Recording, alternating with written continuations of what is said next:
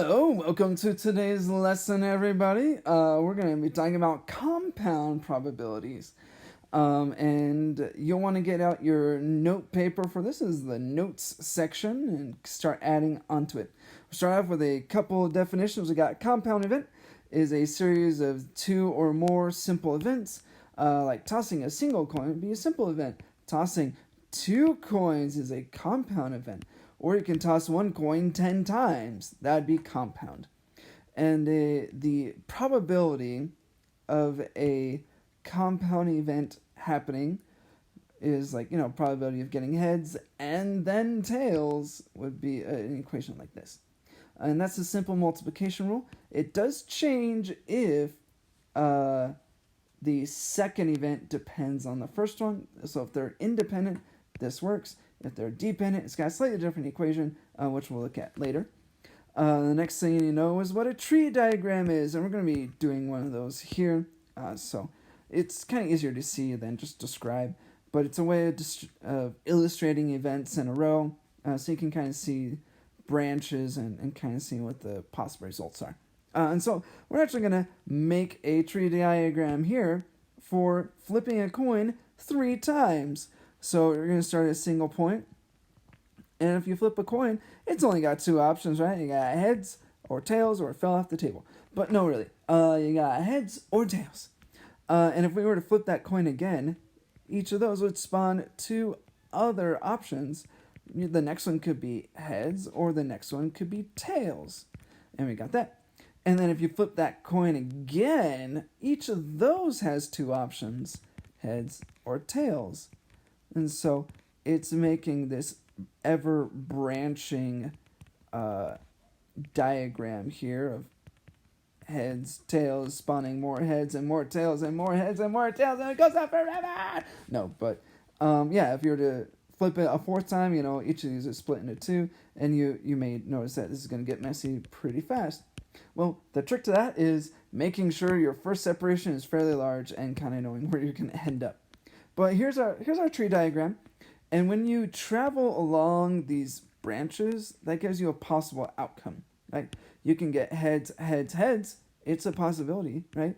But you can also get heads, heads, and then tails, or you can get heads, tails, heads, or you can get heads, tails, tails, or you can get tails, heads, tails, and there's just a lot of options, right?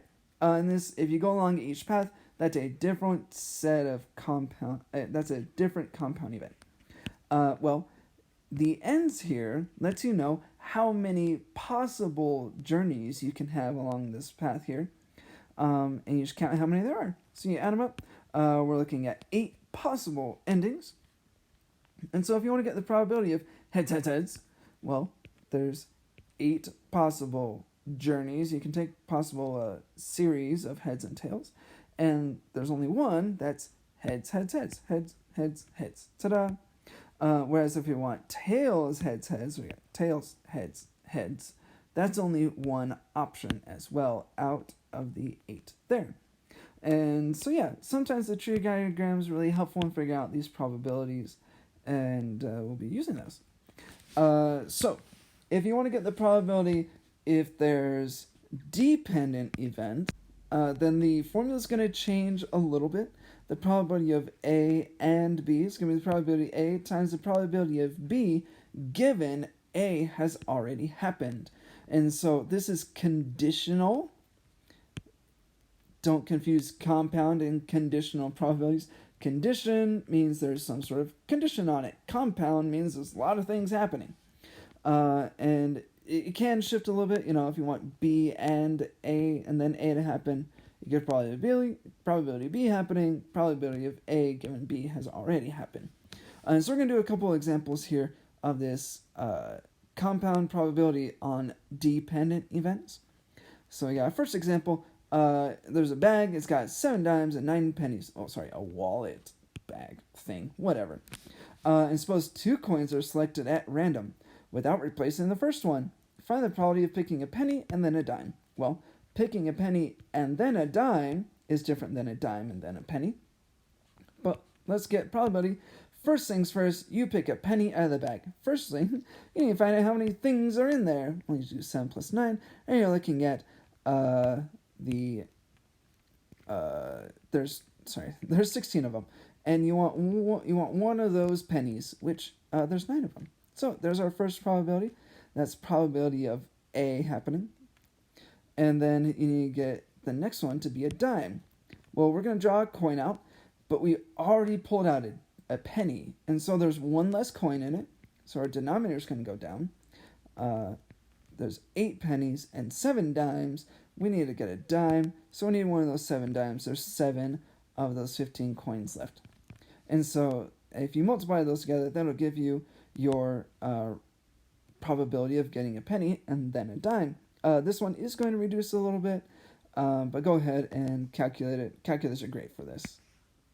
All right, you should have gotten 63 over 240, which reduces to be 21/80ths.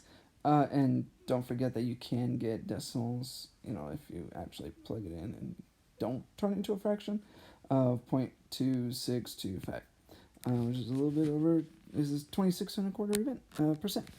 Then we got our next example. You got a basket. It's got 4 plums, 6 peaches, and 5 oranges. You're supposed to get the probability of picking 2 oranges and then a peach if 3 pieces of fruit are picked out at random.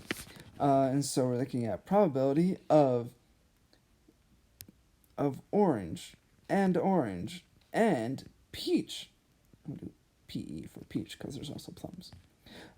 Which is going to be the probability of orange times the probability of picking another orange given you already drew an orange out, times the probability of picking a peach given you already picked an orange and another orange. That's a bunch of fun notation right there. Remember, the vertical line means given that has already happened. So we're going to go through, figure out how many fruits there are, and then you figure out how many oranges there are. It's 5 oranges. Then we got there's 15 fruit. So we got 15 fruit, 5 of them are oranges, and then our next probability is there's 1 less fruit, so there's only 14 now, and there's also 1 less orange. So now there's 4 out of the 14 fruits that are orange we want. And then our last one, there's only 13 fruits, but 6 of them are peaches because we haven't pulled any peaches out yet. So we got 5 15ths, 4 14ths, and then 6 13ths. Times them all together, you'll get a pretty large fraction, but it's probably going to reduce, and go ahead and do that. And you should have ended up with 120 over 2,730, which reduces to be 4 over 91, which is about 0.4, it's 0.440. I missed a decimal point. But there you go. We got one more example. It does have 4 parts, but they're pretty quick. Here. So we got example 4. Cereal companies is conducting a blind test. 55% of those are women. 45% are men, so that's different. And then 75% of the women surveyed like the cereal, and then 85% of the men like the cereal. And then what's the probability that a person selected at random is a woman who likes cereal? These are not as easy as it might initially seem. And that is because you're picking out of all of them, and you want it to be a woman who likes cereal. Well, the probability of picking out someone who's a woman is 55%, and then of those women, 75% like the cereal. And so you actually have to use both of those probabilities to get that. And so we're looking at what's the probability of picking woman and liking the cereal. Well, that's the probability of picking woman times the probability of liking the cereal given you picked a woman already, which is going to be 0.55 for probability of picking a woman, and then of the women, 75%.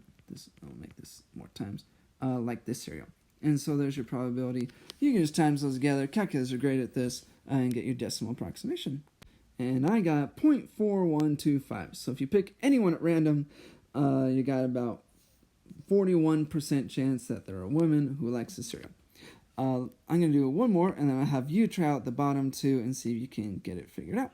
So what's the probability of picking a man who likes this cereal? Actually, yeah, let's do that. Probability of picking a man given picking man and they like the cereal. Well, that's going to be the probability of picking a man. And you times by the probability of they like it given they're a man, which is going to be the probability of man is 45%. And you're going to times by the probability that they like it given they're a man, which is 85%. And we're going to plug those in and get that value, which I got 0.3825, so a little bit over 38% chance that if you pick someone at random from the group, they're a man who likes the cereal. And let's have you figure out the next two things. I don't know why I put this as A. But yeah, go ahead and get C and D, and we'll have you check and see how things went. Pause the video. Do it. All right, did you get 1.1375 and 0.0675? If you did, awesome. If you didn't, here's kind of where it came from. On C, you want probability of being picking someone who's a woman and they don't like the cereal, which I did. L is like, so I did L complement, which is not liking. So you can get probability of picking a woman and the probability that they don't like the cereal given they're a woman. Probability of woman is 55%, and then there's 75% who liked it, which means there's 25% who didn't. So you're going to times by the 0.25. And then something similar is happening on the male part. 85% liked it, so 0.15 didn't, so 15% didn't. So you can multiply those in. So there you go. Good luck on your assignment. Hopefully that was useful.